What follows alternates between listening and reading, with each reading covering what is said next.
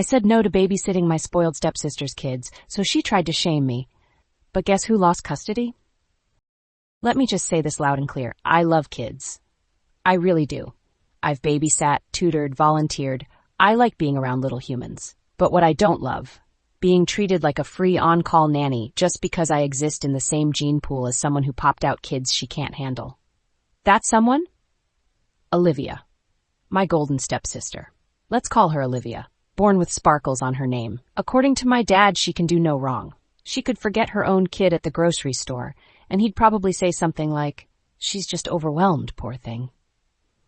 Meanwhile, I once forgot to RSVP to a family dinner, and he gave me a lecture about respecting other people's time. So when he called me last week and said, "Hey, we need you to babysit for Olivia this weekend," I already knew how this game was about to play out. Notice how he said, "We need you." Not Olivia. Not, "Hey, do you want to help?" Just straight up, we expect it. I took a breath. I've got work. I've got plans. "You're being selfish," he replied. Like, not even a pause. Boom. Just like that. I was the villain. Let me break it down for you. I work full time. I'm trying to build something for myself. I barely get weekends off, and when I do, I want to sleep in, do laundry, or just exist without someone throwing Cheerios at my face. But sure, I'm selfish because I won't drop everything for Olivia's emergency weekend getaway to a winery. This is the part that still gets me. He goes, "If you don't step up for family, maybe you shouldn't bother coming around anymore." Like I was some intern he was firing. I sat there, phone pressed to my ear, staring at the wall like, did he really just say that? He did. And something in me just snapped. I've spent years trying to keep the peace in that family, biting my tongue while Olivia got praised for doing the bare minimum. Babysitting her kids for free on holidays while she needed a break. Watching my dad bend over backwards to help her pay off her credit card debt while I was skipping meals in college just to make rent. And now I was the selfish one? Nope, not today. So I just said it. Okay then. He paused.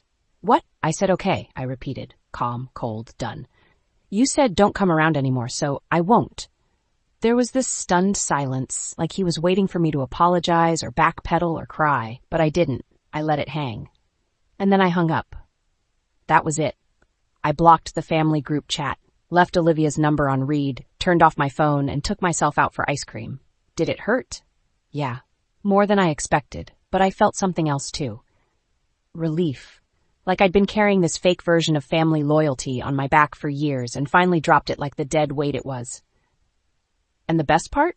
That was just the beginning. They thought I'd crawl back. They thought I needed them. But what happened next? Let's just say they got a crash course in what happens when the quiet one finally walks away. I didn't expect them to actually care that I was gone. Let's be real. I was the background character in that family. The extra, the helpful one, the quiet one. Olivia was the golden girl, and I was just there, useful when needed, invisible when not. So after I walked away, after I blocked their calls and took myself off the family group chat, I figured it'd be radio silence. At first it was. Then, 3 weeks later, it wasn't. It started with a message from my cousin Jen. "Hey, what's going on with your dad and Olivia? It's messy." Messy? I didn't respond. Honestly, I didn't want to get sucked back in. But then more messages came. My aunt, an old neighbor, even my dad's coworker DM'd me. Turns out, the illusion was crumbling. Fast. Olivia had left her kids. Again, she had booked another weekend away, spa this time, but forgot to confirm a babysitter. She assumed my dad would handle it, only this time he was working a double shift. No one else stepped in. So she left them, alone at home, for 6 hours. 6 hours. The neighbors heard crying.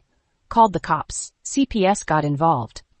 My dad panicked, and suddenly, the daughter he called selfish was the one who might have saved them if he hadn't told her to disappear. I didn't find out any of this from him. Of course not. I found out when Olivia posted a sobbing Instagram story about how family failed her and people who say they love you leave when it gets hard. No, sweetheart. People leave when you set them on fire and ask them to hold the match. But it gets worse. Because the real twist? My dad tried to lie about it. To everyone. Said I was supposed to babysit that weekend. That I bailed last minute. That I caused the whole thing. I saw the texts. Screenshots forwarded to me from a cousin I barely talked to. That betrayal? That hit like a punch to the chest. I sat on my floor, shaking, staring at my phone with this deep, bitter ache in my chest. He threw me under the bus to protect her, again. But this time, people didn't buy it. Because I wasn't there, and I hadn't been for weeks. And suddenly, his perfect daughter's life was unraveling and there was no one left to clean up the mess. And here's the real kicker. I got a text from Olivia. I know we haven't always been close, but I need help. I stared at it for a long time. She wasn't reaching out of love. She was reaching out because her safety net was gone, and now the ground was hitting hard. I didn't respond. Not out of pettiness, out of peace, because I finally understood. Being the good one doesn't mean sacrificing yourself for people who'd never do the same. I wasn't the villain. I was just the one who finally got tired of bleeding for people who never even noticed the wounds. And walking away? That wasn't weakness. It was the strongest thing I've ever done. About a week after Olivia's "please help me" text, which I left on read, I got an email from my dad. Not a call, not a knock on my door. An email, subject line, "Let's talk like adults." That alone made me laugh. Adults? Really? The same man who cut me off for not being his daughter's free daycare? I almost deleted it. But curiosity got the better of me. The message was long, dramatic, overwritten like he was auditioning for a soap opera. He used phrases like, "family is complicated and we all make mistakes." He talked about his stress, his job, his guilt as a father. There was one sentence that made my blood boil. "I just wish you had been more understanding of Olivia. You've always been the stronger one." Translation: it's your fault for not carrying everyone again. There was no apology.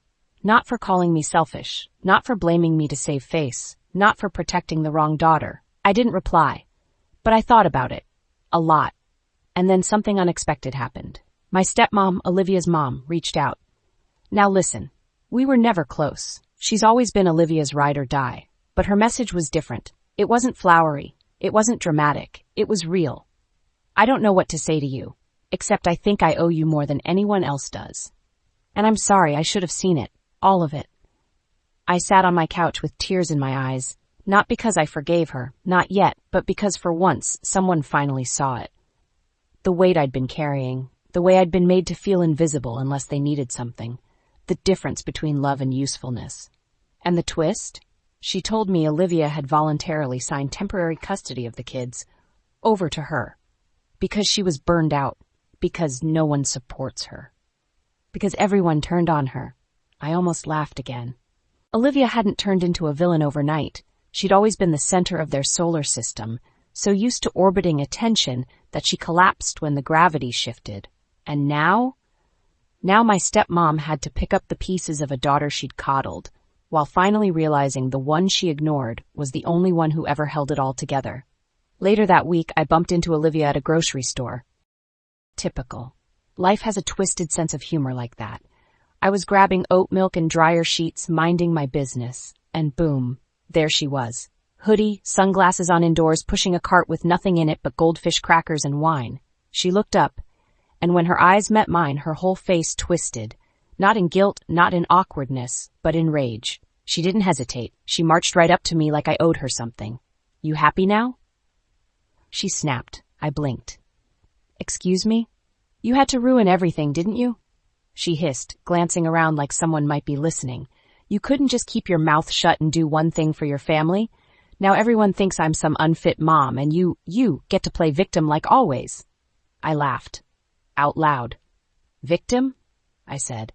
"Girl, you dumped your kids like they were Amazon returns. I didn't call the cops. I didn't tell you to vanish for a spa weekend. You did that all by yourself." Her lips curled like she bit into something sour. "You think you're so above it all now, huh? Just because you cut everyone off? What, you think you're better than me?" "No," I said calmly. "I just stopped lighting myself on fire to keep everyone else warm." That hit. She stepped back, blinking. For a second, I saw something flicker across her face. Hurt? Shame? Hard to say, but it vanished quick. "I don't need your little lectures," she snapped. "I needed help, and you let me drown." "You threw the life raft away yourself," I said. "Don't act surprised you ended up underwater." And then she said the real thing. The thing that finally killed the last flicker of sympathy I had for her. "Dad was right about you. You are selfish." That did it. I smiled, not a sweet smile, not a kind one. I'd rather be selfish than spineless, I said. Enjoy your wine. Then I turned and walked away, cart rolling behind me like the world hadn't just split open in the soup aisle. It didn't take long. 2 days after the Target blowout with Olivia, my phone lit up with a call from Dad. His name still sat in my contacts, untouched, like some relic I hadn't decided to delete yet. I let it ring. Then he texted, "Call me. Family meeting. We need to fix this." "Oh, now we need to fix it? After you told people I abandoned Olivia? After you tried to rewrite history like I was supposed to be her unpaid nanny, therapist, emotional punching bag?" I waited. He sent another one. "I didn't raise you to be so cold. You used to care about this family." And there it was, the classic line, the guilt trip. Like love is a currency I owed them just for being born. This time I didn't ignore it. I called. He picked up on the first ring. Finally, listen. No, I cut him off. You listen. Silence. "I am so tired of being the one who's supposed to clean up your messes. You didn't raise me, remember? You raised Olivia. I just learned how to survive in the crossfire." "Watch your tone," he barked. "No, you watch mine," I snapped.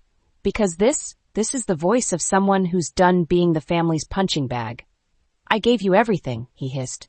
"No, you gave Olivia everything," I said. "And you gave me a front row seat to what it's like being second choice in my own damn life."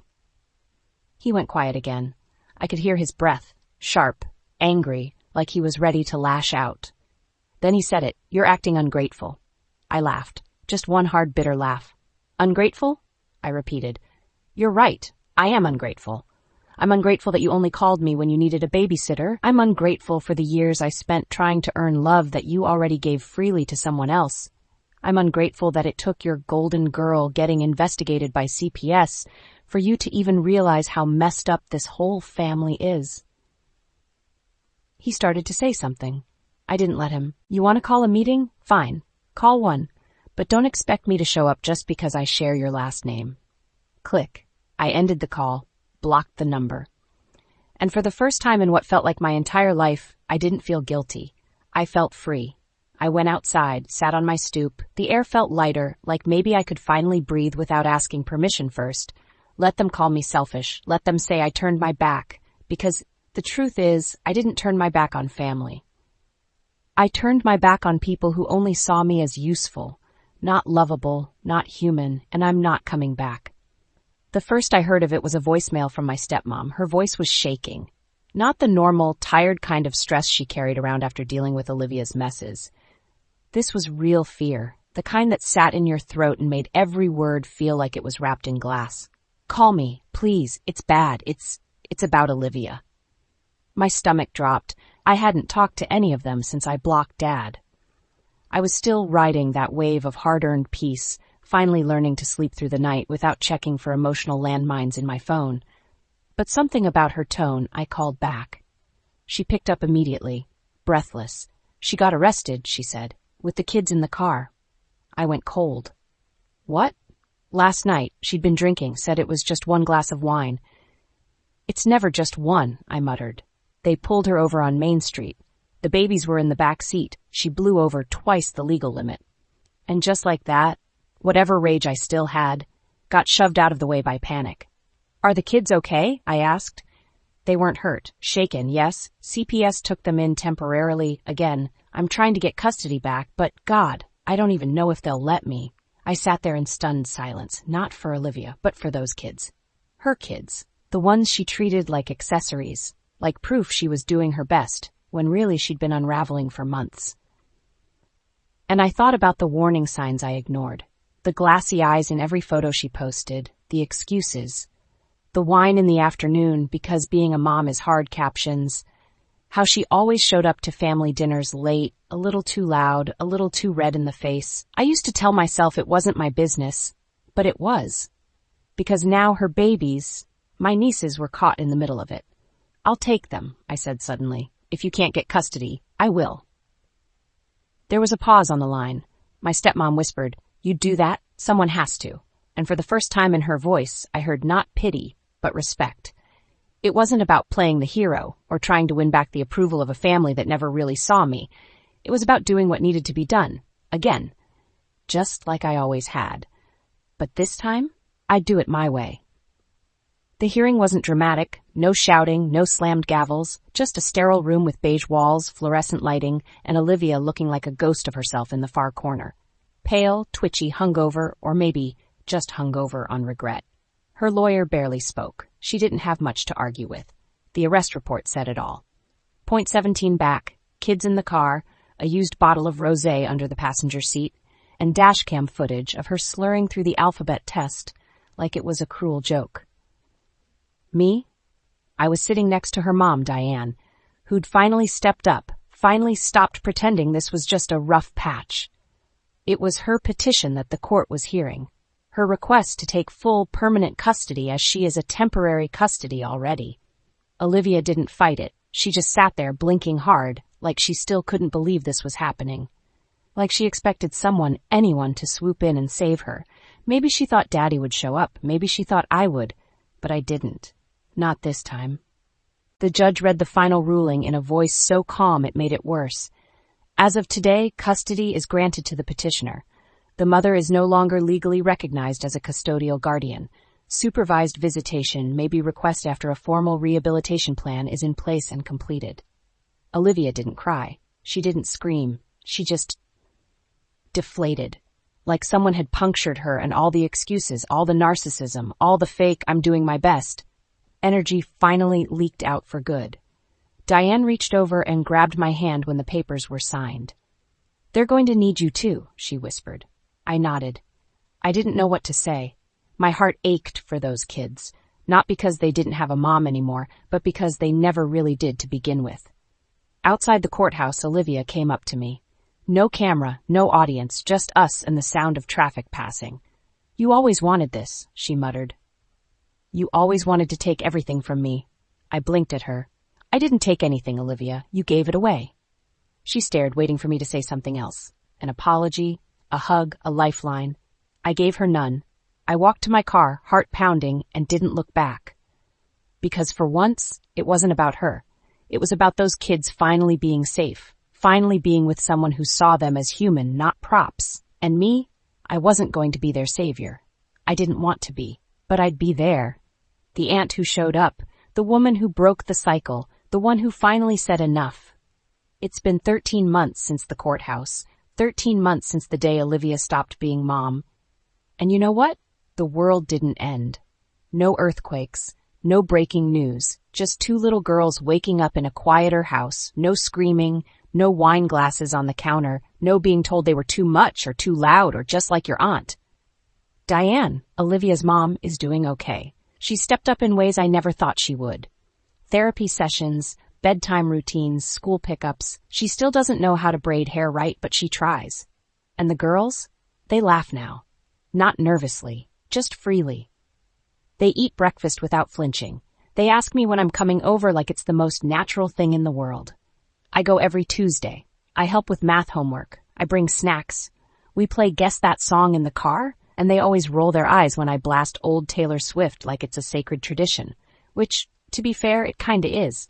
We don't talk about Olivia. Not really. The oldest, she's 9 now, asks sometimes, "Will she ever come back?" And I never lie. Maybe, I say, but only if it's safe. Only if she gets better. The truth is, I don't think she's getting better. Last I heard, Olivia moved out of state. She even didn't fight for her kids. New number, new boyfriend, same old chaos. I've blocked her on everything. Not out of hatred, but out of survival. Because here's the part no one tells you about healing. It's not always about forgiveness. Sometimes healing is just not letting someone use your name as a doormat anymore. And me? I'm good, not perfect, not fully over everything, but good. I have boundaries now. I say no without apologizing. I surround myself with people who don't just take, but also stay. And slowly, I'm learning that love doesn't have to come with a price tag made of guilt. I've started writing again, journaling, blogging. People reach out sometimes. Strangers who say my story helped them stand up to their own family ghosts. That part still blows my mind. The idea that my pain might have made someone else feel less alone. And for once, I don't feel like I'm just surviving to keep other people afloat. I'm building something, a future that isn't tied to trauma. A life that's messy, imperfect, mine. So if Olivia ever sees this, if she ever Googles me one night, drunk and angry, I hope she knows she didn't break me. She made me. Not in the way she wanted, but in the way I needed. And I'll never apologize for walking away. Comment below. Would you have said no from the start or tried to help one more time? Like, subscribe, and tap the bell for more stories about setting boundaries, toxic families, and karma that hits where it hurts. Thank you for watching, and see you in the next video.